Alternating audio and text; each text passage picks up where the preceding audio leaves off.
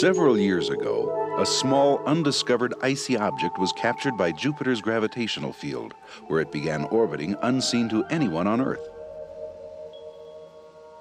Then in early July 1992, its highly eccentric orbit brought it so close to the planet that tidal forces ripped it into about 20 separate fragments. After it was torn apart, fresh volatile material was exposed to the vacuum of space, so each fragment developed a tail of dust, debris, and vapor.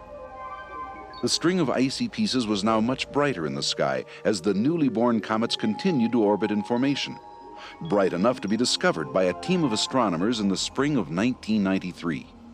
As a group, the fragments were named Periodic Comet Shoemaker-Levy 9. Soon after the discovery, astronomers realized that the objects would fall one by one into Jupiter's atmosphere over a period spanning 6 nights. Because of the strong pull of Jupiter's gravity, when the comet pieces finally hit, they'll be moving at a speed of 60 kilometers per second, 100 times faster than a rifle bullet. These will be the most energetic impacts ever witnessed and have captured the interest not only of astronomers and planetary scientists, but of impact experts and computational mathematicians at Sandia National Laboratories.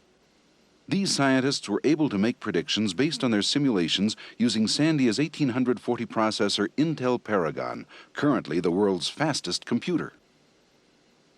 When each fragment first encounters the uppermost reaches of Jupiter's atmosphere, it will penetrate as a rigid object, creating a bow shock ahead of it like that at the tip of a supersonic aircraft. After a few seconds, the pressure increases, causing the comet to break up catastrophically, depositing most of its energy into the planet's atmosphere. By this time, the comet has passed beneath Jupiter's clouds, having left a trail of hot, high-pressure air and cometary debris behind. This column of hot gases expands explosively into the surrounding atmosphere, creating a fireball that grows upwards supersonically at speeds approaching that of the impacting fragment, only in the opposite direction. The impacts will take place over Jupiter's limb, or horizon, and out of view from the Earth. But if the comet fragments are 2 or 3 kilometers in diameter, as some astronomers think, then the giant fireballs will rise into view over Jupiter's horizon. After about 1 minute, the fireball will be 600 kilometers in diameter, and still growing, red hot, and visible to astronomers.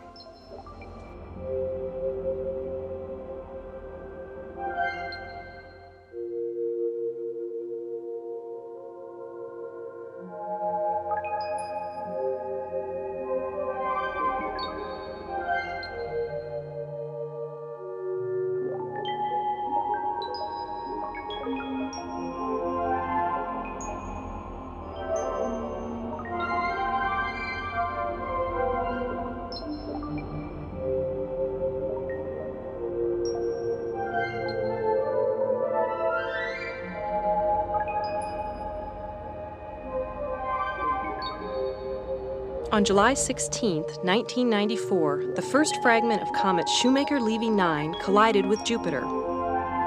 The world watched as predictions made by impact experts and computational mathematicians at Sandia National Laboratories came true. We were the only ones that really expected to see visible fireballs come over the horizon, and we told the astronomers to expect that, and indeed that's what people saw.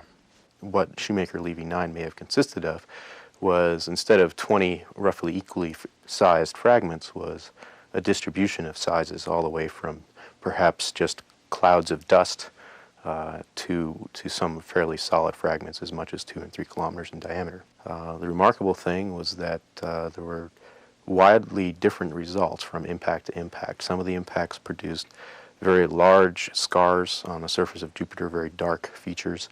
And very explosive fireballs were seen for some of the impacts.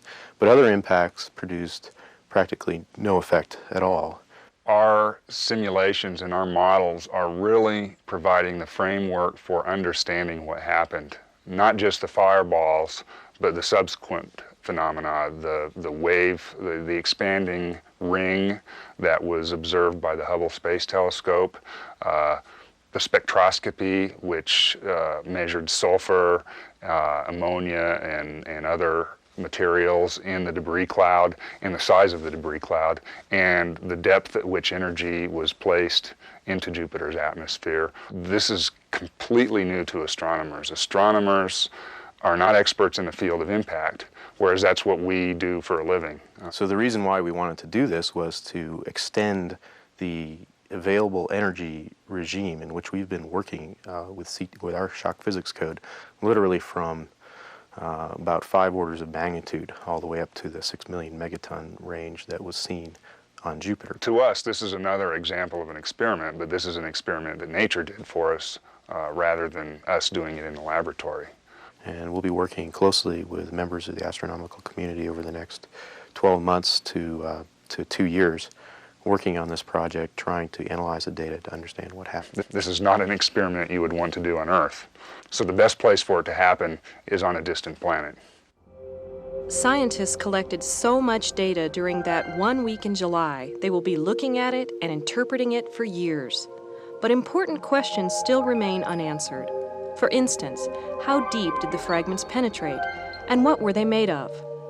By carefully analyzing the impact data and comparing it to their computational simulations, the Sandia research team now plans to help find those answers.